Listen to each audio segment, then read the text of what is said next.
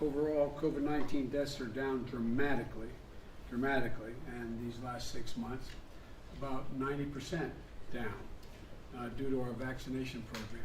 And I want to thank you all for the great job you did in getting that done. But we have to stay vigilant, especially with the Delta variant that's out there.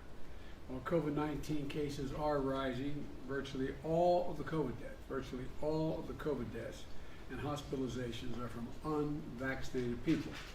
We say it again, virtually all are from unvaccinated people. And that means the safest thing to do is to get vaccinated. Get vaccinated. And that's why we're focusing on our next phase on getting the unvaccinated vaccinated. I know it seems like a constant uphill climb, but it's gradually making progress, but we got a way to go yet. Secondly, the economy. Yesterday that I spoke of the historic economic progress we've made, which starts with the American Rescue Plan. Shots in arms that saved a lot of lives, checks and tax cuts to give them just a little extra breathing room, ordinary Americans, and lower health care costs, just when so many Americans needed that help. And it's helped create 3 million jobs, more than any administration has done in the first 6 months of being in office. Again, thanks to all of you. And with our bipartisan infrastructure framework and our Build Back Better plan, I think we can turn this great movement into economic boom for some time to come. And I really mean that. I think we're on a cusp of not only getting this out of the hole, but setting us on a path that's going to generate significant continued economic growth. And the American people are overwhelmingly supportive of our plans. That's the part that a lot of our friends on the other team kind of miss. The polling data shows that they strongly support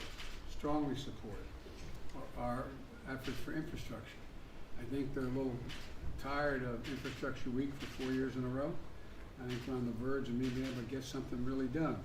Rebuilding roads and bridges, replacing lead water pipes, delivering high-speed internet to every American, rural and inner city, and taking on the climate crisis with American jobs.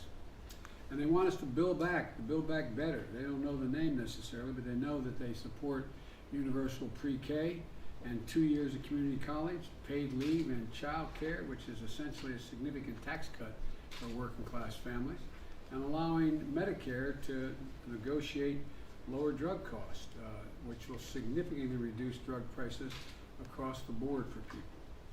And they support asking the wealthiest 1% of Americans and corporate America not to pay more than should, just begin to pay their fair share. Just step up a little bit. The idea that 50 largest corporations in America pay no tax, I think people should be able to be millionaires and billionaires if they have the ideas, but Lord's sake, the idea, let's start paying your fair share. And third thing is, and by the way, there's overwhelming evidence in the polling data, they support what we're doing is how to pay for these programs. Thirdly, restoring American leadership in the world.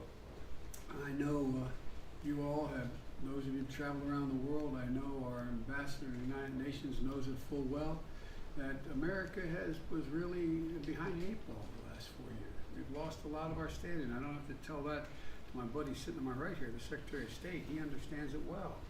And as I said before, we are defining in a defining competition right now for the 21st century, for the second quarter of the 21st century, with China and many other nations.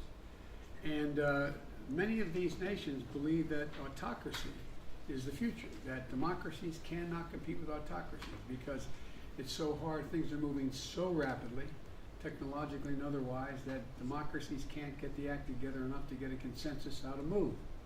Well, I reject that notion completely, and I think the vast majority of American people do as well. You know, in my conversations and meetings with world leaders, just coming back from, I guess, 8-9 days over there, ending with a meeting with Putin, you know, I'm making it absolutely clear that democracy is more capable, and America is back. Whether it's helping vaccinate the world, and we're not just vaccinating ourselves, we'll get into it, we're going to help vaccinate the world. We're building back better to create jobs and grow the middle class, not just at home, everywhere. It's in our interest that the economies of these other nations grow. And we're going to lead the fight against the climate crisis and tackling the challenges of cybersecurity. We've been very clear to our other nations as to what we expect in terms of their conduct. And finally, there's much more to be done and so much more to do. Tackling voting rights, which is an existential threat to democracy right now. The things that are being passed are just beyond the pale. And the Vice President has been working hard on this issue and going to continue to. We all are, but there's much more to do. We have to tackle the immigration problem, which we're working really hard to get done in a humane and serious way. Police reform and crime. And the bottom line is we're delivering on our promises. We have to deliver on all the promises we've made, because I think we're in a situation where the vast majority of the public agrees with the essence of what we're trying to do. And so I just think that we're showing there's nothing that America is unable to do when we do it together. And so, I think it's time for us to stop now so we can get started with our meeting. So, are you ready, folks, to go to work? Yes. Mr. President, what's your message to vaccinated people to start wearing masks? Mr. President, do you have a message? We're going to work now. We're going. Mr. President, masks for vaccinated people. Let's go. Thank you guys. Thank you. Come on, guys. Thank you. Thank you.